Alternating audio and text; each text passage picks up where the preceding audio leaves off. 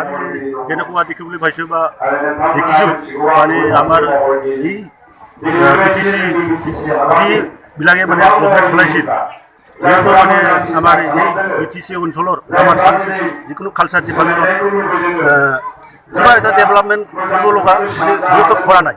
তাৰ কাৰণে আমি বুজি পাইছোঁ যে ইমান 70 বছৰৰ যদি আমাৰ কালচাৰ ডিপাৰ্টমেণ্টত ইমান পইচা কোটি কোটি পইচা আহে কিয় সিহঁতৰ মানে আমাক মানে ডেভেলপৰ কাৰণে কিয় কৰা নাই, এইটো মেইন কথা।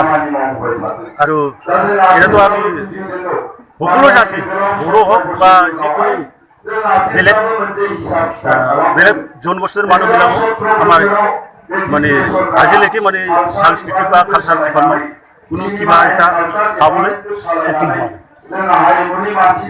মানে যেনিবা BTC অঞ্চলত যিমান প্ৰগ্ৰাম হয় বেলেগ বেলেগ জনগোষ্ঠীৰ পৰা শিল্পী বা আৰ্টিষ্ট আনি পেলাই যেনিবা লাখ টকা দিয়া দেখা পায়। আপোনাৰ বড়ো জনগোষ্ঠীৰ মাজৰ শিল্পীৰ ওপৰত এনেকুৱা ব্যৱস্থা লোৱা দেখা পোৱা নাই? হয়, এইটো কথা সঁচা।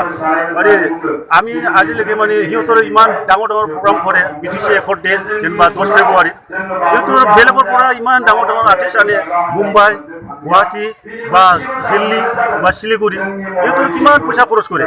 আমাৰ যদি লোকেলৰ মানুহবিলাক যেনেকৈ আমি পপুলাৰ আৰ্টিষ্ট হিচাপে যেনিবা আমাক জানে আৰ কি, তথাপিও সিহঁতৰ কেতিয়াও মানে মথা নাই মানে আমাৰ ৰিকুৱেষ্ট কৰা নাই। সিহঁতৰ মানে বেলেগৰ যদি বাহিৰৰ পৰা আৰ্টিষ্ট আনে সিহঁতৰ মানে 30 লাখ 40 লাখ এনেকৈ মানে সিহঁতৰ পইচা দিয়ে। আমাৰ কাৰণে যদি কিবা এটা লোকেল আৰ্টিষ্ট হিচাপে যদি কিবা ইনভাইট কৰি যদি কিবা এটা প্ৰগ্ৰাম কৰিব দিয়ে এইটো ভাল আছিল, কিন্তু কৰা নাই যে এইটো আমাৰ খুব আৰ কি। মানে আপোনালোকে 17 বছৰ শাসনত থকা BPF চৰকাৰৰ পৰা একো সহায় পোৱা নাই আৰু আপোনালোকে? পোৱা নাই। যিবিলাক পাই থাকি এই গ্ৰেণ্ডবিলাক আমিতো আজিলৈকে আমি 5,000 10,000 এইটোৱে আমাৰ মানে যথেষ্ট।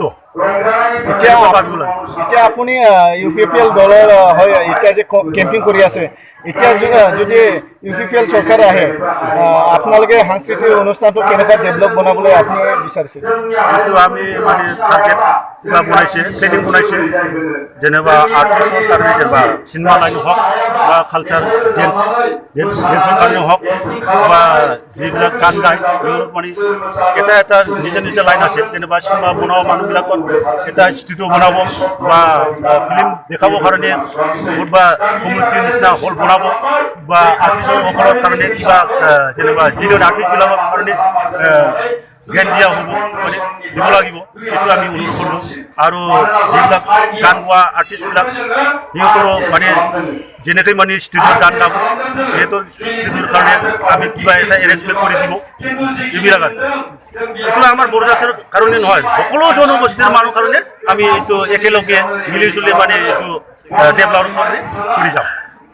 এতিয়া আপুনি সমষ্টিবাসী ৰাইজক কি আহ্বান জনাই?